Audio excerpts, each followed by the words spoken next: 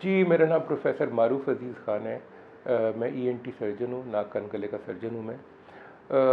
आज का हमारा टॉपिक जो हमने जो कनान हेल्थ केयर ने शुरू किया है पेशेंट एजुकेशन का, तो मुझे एक्चुअली खुशी है कि हम मरीज़ों से कम्युनिकेट कर पाएंगे सोशल मीडिया से, यूट्यूब से।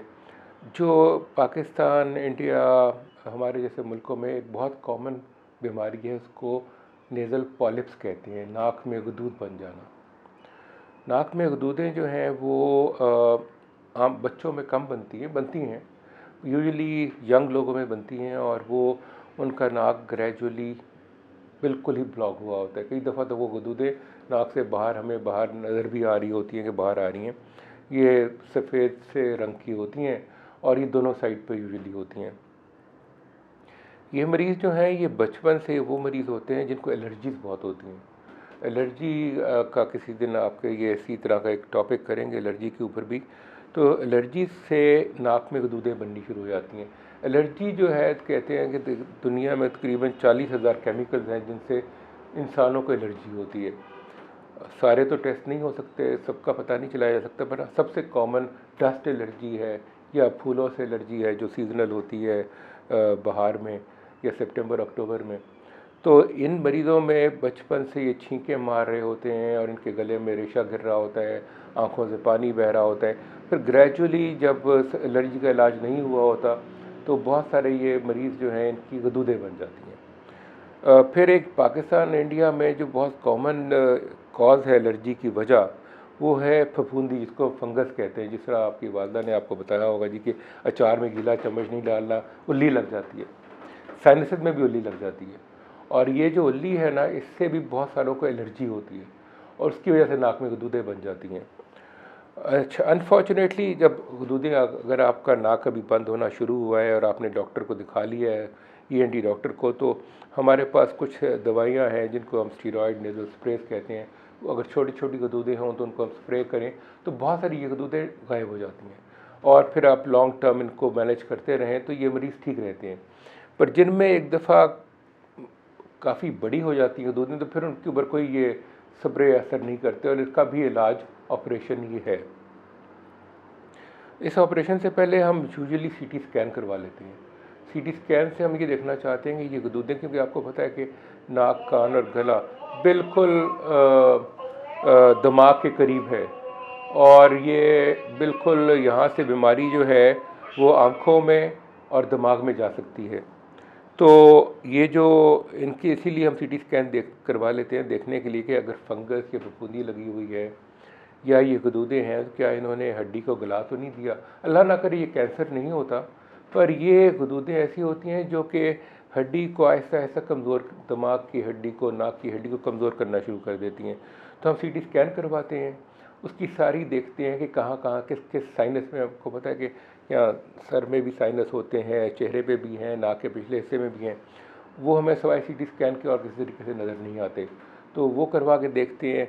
और जब हमें यकीन हो जाता है कि अब ये पॉलिप जो हैं ये दिमाग में नहीं गए हैं या आँखों में नहीं गए हैं, और अगर फफूंदी है तो उसका भी हमें पता चल जाता है, तो इसका जो इलाज है वो भी ऑपरेशन ही है।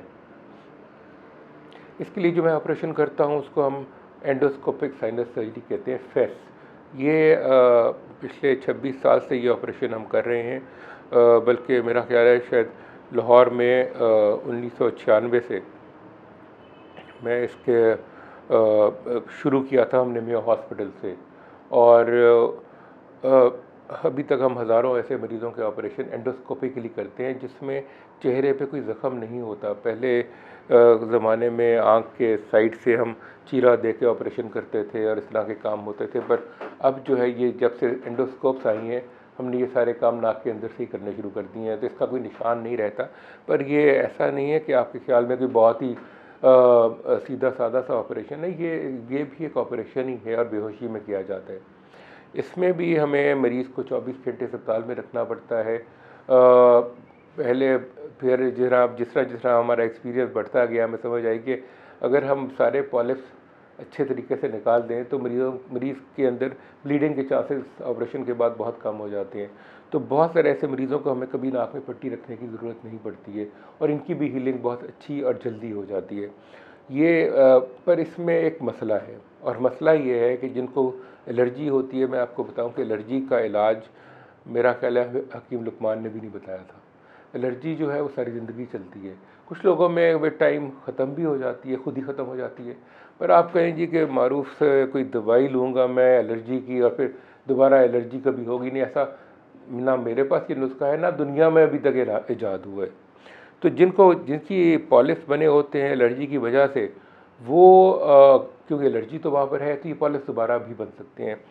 दुनिया का जो जितनी स्टडीज़ हुई हैं वो कहते हैं कि तकरीबन 30% चांस होता है पॉलिप्स का दोबारा बनना, पर इनको हम छोड़ भी नहीं सकते। मरीज़ कहे जी कि मेरे तो दोबारा बन जाएंगे, ऐसा बिल्कुल ज़रूरी नहीं है। अगर हमने एडिक्वेटली हमने उसको निकाल दिया पॉलिप्स को, और फिर ऑपरेशन के बाद ऐसा नहीं है कि एक दफ़ा पॉलिप्स निकल गया फिर अब बिल्कुल तसल्ली है, अब डॉक्टर मारूफ को कोई मिलना भी नहीं है।